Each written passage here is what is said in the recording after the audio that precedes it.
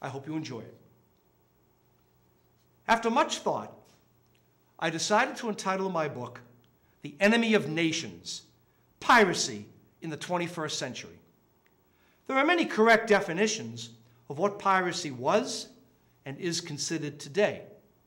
My choice is one of brevity, yet covers the subject regardless of place or time. The crime of piracy consists of the seizure on the high seas by violence and force of arms of vessels, cargo, and persons without government authorization and in the private interests of the predators themselves. A pirate is one who is at war with every nation, and thus they are at war with him. International law permits the forces of every nation to seize these characters, adjudicate them for their misdeeds, and execute them in the name of all civilized countries. Pirates are indeed the enemy of nations and must be stopped before the escalation amounts to an enormous cost in human lives or an ecological disaster that the world has not yet known. According to Eric Ellen, Executive Director of the Commercial Crimes Services of the International Maritime Bureau, quote, "There is no law enforcement at sea by anyone. Today's navies are reluctant to intervene in the act of piracy." Folks, many of us, old enough to remember Peter Pan and his flights to confront Captain Hook, remember what pirates looked like, bumbling and stumbling their way awkwardly until they met their cruel demise by the end of the story. Mean-faced and laden with weapons like swords and pistols, these scoundrels could easily frighten those of us in our preteen years. However, as we matured, our days of playing pirate ended. And like dinosaurs and cowboys, these memories faded into our past. Growing up in those days, I too had always loved reading and playing the roles of Captain Kidd or the horrible buccaneer, Blackbeard. One year, I worked as a counselor at an overnight camp in New Hampshire. We were told to choose a nickname and design a flag to distinguish our bunk from the others. My flag contained a skull and crossbones and the words Perlman's Pirates. It was the name to which we referred to ourselves for that entire summer.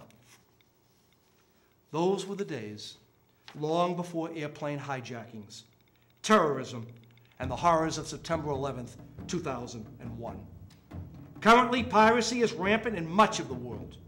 Previously a solely economic crime, today politics is such an important component that the difference is quite blurred. Two examples are the hijacking of the cruise ship Achille Lauro on October 7th, 1985, when 4 terrorists belonging to the Palestine Liberation Front boarded the vessel near Egypt.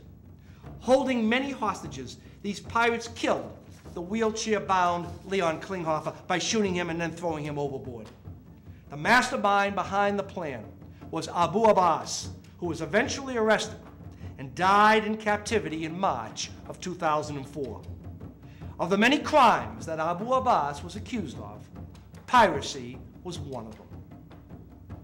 The American ship USS Cole was refueling in Aden Harbor in the country of Yemen when on October 12, 2000, a small craft approached the vessel carrying between 400 to 700 pounds of explosives.